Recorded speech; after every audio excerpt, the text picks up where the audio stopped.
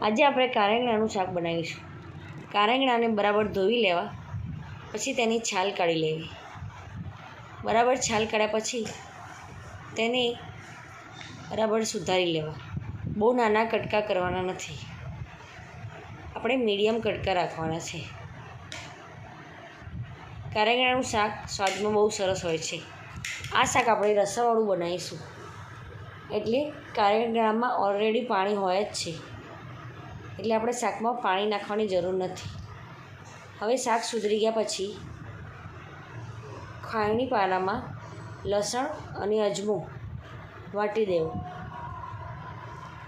આ શાક હું કુકરમાં બનાવું છું, પછી કુકરમાં રાઈ અને એટલે અજમા લસણની પેસ્ટ નાખી દેવી, પછી હિંગ હળદર નાખવી, પછી સુધારેલા કારેંગણા નાખવા।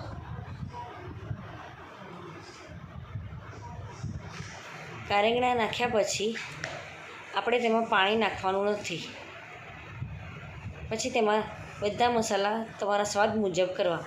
મીઠું, મરચું, ધાણા પાવડર અને હળદર। તમે લસણવાળો મસાલો નાખી શકો છો, પણ મેં અહીંયા લાલ મરચું જ નાખ્યું છે। પછી તેને બરાબર હલાવીને કુકરની ઢાંકણું રાખી દેવું અને 3 સીટી વગાડવી।